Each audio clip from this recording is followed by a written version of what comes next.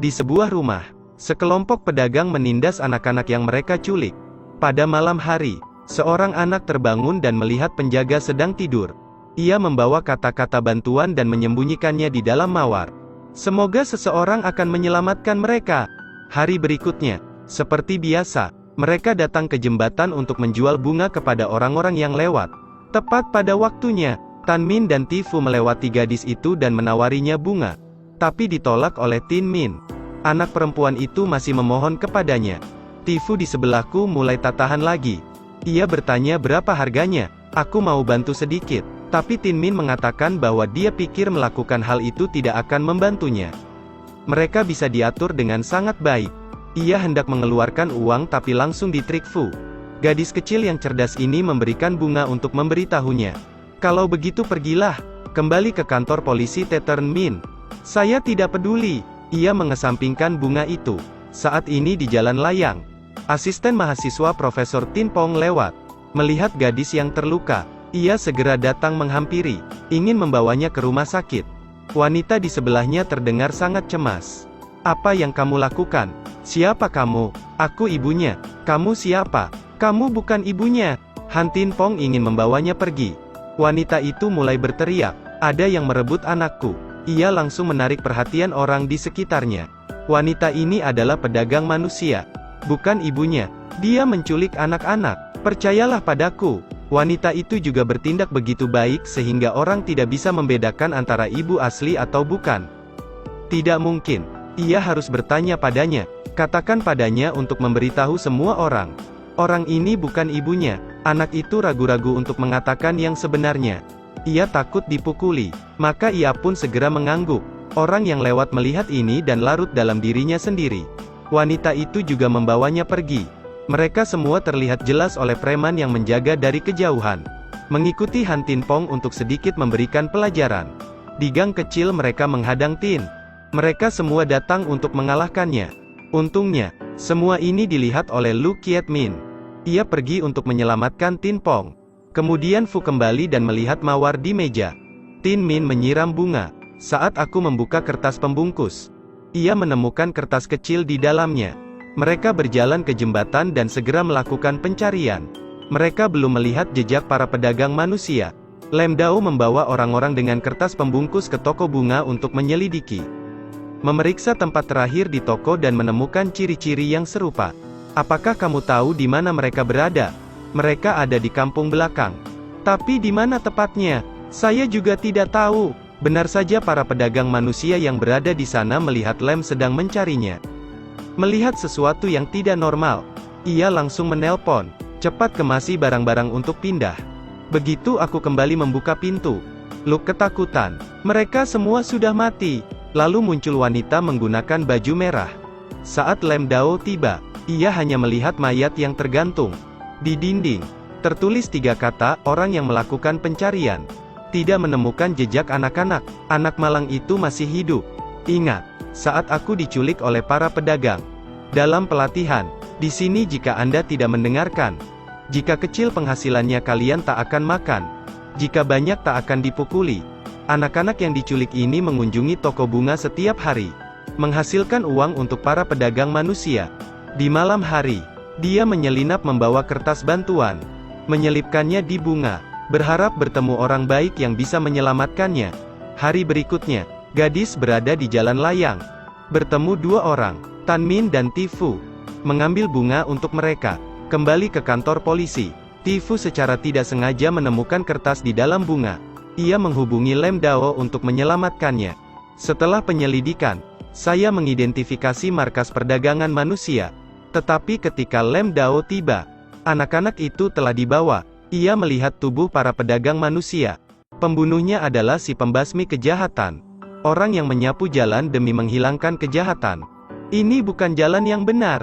Menghukum yang bersalah. Juga didukung oleh banyak mereka. Lem Dao memeriksa kamera di sekitar untuk mengikuti rute para pedagang manusia. Mereka datang terlambat. 2 pedagang terkemuka telah dicolok di mata oleh si pembasmi kejahatan. Terluka dan terikat. Memotong lidah. Inilah akibat dari perdagangan manusia. Melihat ini, banyak orang merasa tersinggung. Ini seharusnya menjadi konsekuensi bagi para pedagang manusia. Tapi juga tidak mungkin mengabaikan keberadaannya meskipun kejahatan diberikan untuk menghukum. Caranya ini patut dipuji. Tetapi menghukum kejahatan juga telah melanggar hukum. Dua pedagang manusia masih memiliki napas. Langsung dibawa ke ruang gawat darurat. Mereka adalah saksi tunggal. Mulai melakukan pemeriksaan. Pemindai jalan mengatakan kepada anak-anak untuk memanggil seorang reporter. Jalan pribadi untuk memberitahu mereka di mana persembunyian anak-anak. Akhirnya mereka menemukan anak-anak itu di dalam sumur. Syukurlah semua anak-anak selamat. Berhasil melakukan penyelamatan. Tin Min pergi ke rumah sakit. Ayah meminta petunjuk tentang orang misterius itu. Karena perdagangan manusia, seluruh sistem rusak. Hanya dengan alat bantu baru bisa mendengar. Anda dapat melakukan pertanyaan sederhana. Melalui penelitian, ada penemuan penting. Penyelamat itu bukanlah wanita, melainkan pria. Bagi mereka ini merupakan terobosan besar dalam kasus ini. Lam Dao melihat kamera di sekitar jalan layang hari itu. Menemukan adegan Tin Pong dan Lu Kiet Min bentrok dengan geng. Lalu para preman itu terluka parah. Tergeletak dan berjajar. Penyelamat itu adalah salah satunya. Segera lakukan investigasi biografi mereka berdua. Melalui penyelidikan dan menemukan Lu Kiet Min ketika masih kecil. Sang ayah meninggalkan ibu. Maka ia tinggal bersama sang ibu. Tumbuh besar dan belajar di luar negeri. Untuk anatomi psikologi yang sangat berkualitas. Ditambah pengedar narkoba meninggal lebih awal. Ayah Lu Kiet Min lah yang melakukannya. Minu Kiet Min membunuh ayahnya untuk membalas dendam. Sesuai dengan keadaan di depan mata. Sangat mirip dengan penyelamat Iut. Tan Min menyuruh Tifu untuk bertemu Lu Kiet Min Din secara diam-diam. Investigasi kebenaran. Tin Min mencurigai Lu Kiet Min adalah penyelamat itu. Bao Tifu, ayo menyelinap keluar dan melakukan survei. Saat ini, Lu Kiet Min dan Tifu telah menjadi pacarnya. Dan merincikan kejahatan. Masih harus menaruh perasaan.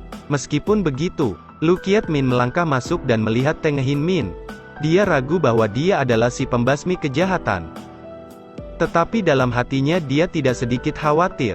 Bertatap muka dengan Tan Min. Menyarankan agar dia menganalisa pembunuh. Setiap yang dikatakan El Kiet Min adalah benar. Sama sekali tidak salah. Tin Min berpikir demikian dan menyarankan untuk tidak bermain-main. Mau cerita motif kejahatan si pembunuh? Ada agen asuransi. Dalam perjalanan pulang dari kantor. Melihat seorang gadis kecil menangis. Jadi dia penasaran untuk datang memeriksanya. Ditemukan bahwa ia memiliki banyak kunci di depan payudaranya. Hari berikutnya dia telanjang. Meninggal di pinggir jalan. Mengapa? Di samping IQ-nya yang tinggi. Ia melakukan perkelahian yang hebat. Tifu di samping hanya bisa berkontribusi.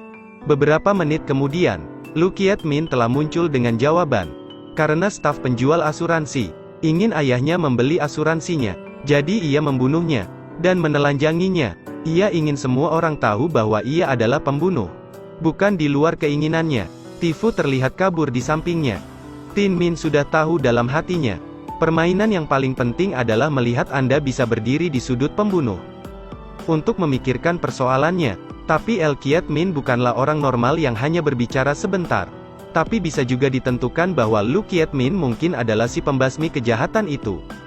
Berlawanan dengan El Tru Kiet Min. Kecurigaan terhadap Tin Pong lebih besar. Menemukan bahwa dia baru-baru ini membaca banyak buku terkait psikologi kriminal. Namun dalam catatannya, sangat bersih bagi penyelidik dari sisi keluarganya. Han Tin Hao telah tinggal di teater sejak kecil. Menyelidik guru asrama, tapi tidak bisa mencari dokumen Han Tin Pong.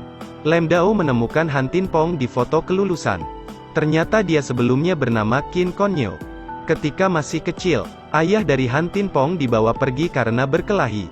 Kemudian ibu yang depresi melompat ke atas dan bunuh diri. Setelah kematian ibunya, Lam Dao kembali bertanya tentang bunuh diri ibunya. Setelah penyelidikan, ia menemukan beberapa biografi ibu Han Tin Pong saat ia bunuh diri. Pada foto ibu Tin Pong saat dia meninggal, ia mengenakan pakaian merah. Hal ini membuat kecurigaannya menjadi lebih besar. Tin Min pergi ke sekolah untuk menemukannya. Profesor Bo sedikit belajar tentang Han Tin Pong. Han Tin Pong juga murid dari Profesor Bo Min yang juga dianggap sebagai saudara Tin Min. Sepertinya kebenaran tentang si pembasmi kejahatan telah muncul. Cerit pun berakhir.